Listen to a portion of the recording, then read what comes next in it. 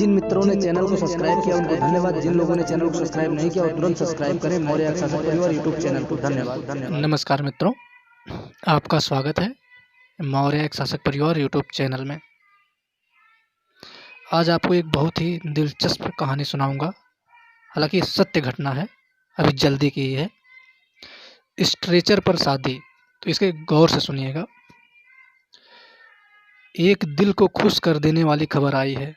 जी हाँ, एक दिल को खुश कर देने वाली खबर आई है, जहां एक युवक ने शादी से मात्र 8 घंटे पहले हादसे का शिकार हुई अपने अपंग मंगेतर को अपनाकर समाज के सामने नई मिसाल पेश की। उत्तर प्रदेश के प्रतापगढ़ जिले के कुंडा इलाके की रहने वाली आरती मौर्य की शादी नज़दीक के ही गांव के अवधेश के साथ तय हुई थी। 8 दिसंबर को बारात आनी थी। दोनों ही घरों में शहनाइयां बज रही थी। परिवार के सदस्य और दूसरे मेहमान तैयार हो रहे थे। तभी दोपहर 1 बजे के करीब एक छोटे बच्चे को बचाने के चक्कर में दुल्हन आरती का पैर फिसल गया और वो छत से नीचे गिर गई। उसकी रीढ़ की हड्डी पूरी तरह टूट गई। कमर और पैर समेत शरीर के दूसरे हिस्सों में भी चोट आई। उसे प्रयागराज के एक निजी अस्पताल में ले जाया गया। डॉक्टरों ने जब ये बताया कि फिलहाल वो अपंग हो गई है और कई महीने तक बिस्तर से नहीं हिल सकती, तो सभी के होश उड़ गए। आरती के घर वालों और दूसरे लोगों को लगा कि लड़के वाले अब शादी तोड़ देंगे, क्योंकि इलाज के बावजूद उसके पूरी तरह ठीक होने की उम्मीद थोड़ी कम थी। परिवार वालों ने दूल्हे अवधेश को, उसके घर वालों को दुल्हन आरती की छोटी बहन से शादी का ऑफर दिया, लेकिन अवधेश ने कहा कि वो इस हालत में भी सिर्फ आरती को ही पत्नी के तौर पर अपनाएगा, बल्कि शादी भी उसी दिन तय वक्त पर ही होगी। अवधेश ने कहा भले उसे अस्पताल के बेड पर जाकर ऑक्सीजन सपोर्ट सिस्टम के सहारे इलाज करा रही आरती की मांग भरनी पड़े, लेकिन शादी नहीं टलेगी। अवधेश का जिद पर डॉक्टरों की टीम से परमिशन लेकर आरती को 2 घंटे बाद एम्बुलेंस से वापस घर लाया गया। उसे स्ट्रेचर पर लिटाकर शादी की रस्में अदा की गई।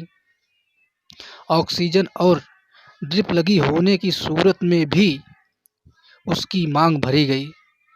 आम दुल्हनों की तरह आरती को भी विदाई हुई। ये बात अलग है कि ससुराल जाने के बजाय वो वापस अस्पताल लाई गई।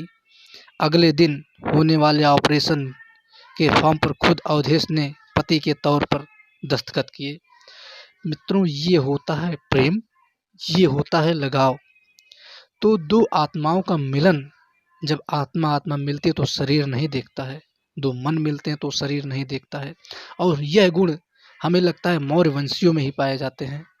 जी हाँ, आपने सत्य सुना, यह गुण मौर्य वंशियों में ही पाए जाते हैं, और मैंने शायद ऐसा कहीं नहीं देखा है और ना ही सुना है। तो प्रेम कीजिए तो तन मन धन जीवन से कीजिए, अन्यथा प्रेम कीजिए ही मत। क्योंकि बहुत लोग कहते तो हैं हम प्रेम करते हैं, बहुत लोग प्रेम में अपनी जान तक दे देते हैं, और जान देने वालों के लिए मैं कहना चाहूँगा वो बहुत मूर्ख होते हैं। क्या जान देने के बाद उसकी प्रेम का उसे प्रेम करेगी? वो कैसे देखने आएगा? क्या गारंटी है? इसी प्रकार से जान मत दीजिए। प्रेम करना है तो निस्वार्थ भाव से कीजिए, वरना अपना अपना रास्ता नापिए। तो इस अवधेश कुमार मौर्य को मैं